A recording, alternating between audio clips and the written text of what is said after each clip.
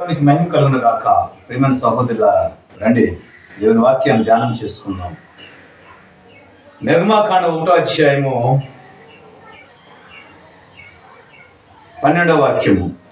ఐగుప్తీయులు వారిని శ్రమ పెట్టిన కొలది వారు విస్తరించి ప్రబలిరి గనుక వారు ఇశ్రాయేలీయుల ఎడల అసహ్యపడిరి.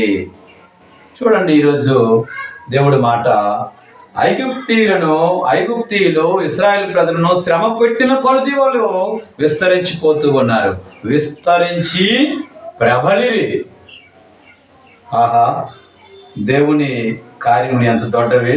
విస్తరించిన కొలది వాళ్ళు శ్రమ పెట్టిన కొలది కూడా.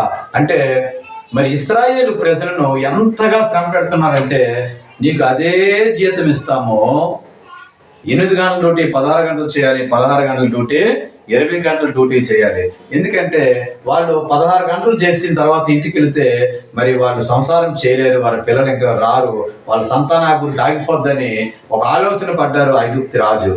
అయితే ఐగుప్తీలను వాళ్ళు అనుకున్నది వేరుగా మారిపోతుంది. ఎందుకంటే దేవుని కృప వాళ్ళ మీద ఉంది కాబట్టి ఆయన అంటున్నారు. వాళ్ళు చూడండి, వాళ్ళు శ్రమ పెట్టిన కొలది వాళ్ళు విస్తరిస్తున్నారంట. వాళ్ళు శ్రమ పెట్టిన కొలది విస్తరిస్తూ ఉన్నారు. ఈరోజు నువ్వు దేవుని కుమారుడిగా ఉంటే నువ్వు అనుకుంటున్నావేమో, నన్ను ఇరుగు పొరుగు వారు నన్ను అసహించుకుంటున్నారు, నన్ను మరి నా శత్రువులు నన్ను బాధిస్తున్నారు, అప్పుడు వారు బాధిస్తున్నారు, నన్ను ఎంతో శ్రమ పెడుతూ ఉన్నారు, ఈ లోకము నన్ను శ్రమ పెడుతూ ఉంది, ఈ లోకము నన్ను వేరు చేస్తూ ఉంది, ఈ లోకము నన్ను నిందిస్తూ ఉంది, ఈ లోకము నన్ను బ్రతకనివ్వటం లేదు, నన్ను హింసిస్తూ ఉంది, దాడి చేస్తుందని నువ్వు అనుకుంటున్నావేమో. కానీ దేవుడు నీ ఎడల చూపిన కృప ఏంటో తెలుసా? ప్రేమైన స్నేహితుడా, వాళ్ళు శ్రమ నిన్ను పెట్టిన కొలది లోకము నువ్వు విస్తరించబడడం స్టార్ట్ చేస్తావు. వాళ్ళు శ్రమ పెడితేనే నువ్వు విస్తరించబడతావు.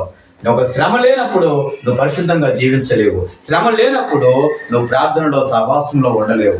శ్రమ కలిగితేనే దేవుని పాదాల చెంతకి వెళ్తావు, దేవుని పాదాల దగ్గరికి వెళ్తావు. దేవుని పాదాల దగ్గరికి వెళ్ళినప్పుడు దేవుడు నిన్ను వాళ్ళను విస్తరించి ప్రబలినట్టుగా దేవుడు నిన్ను నీ కుటుంబాన్ని విస్తరింపజేయునుగాక.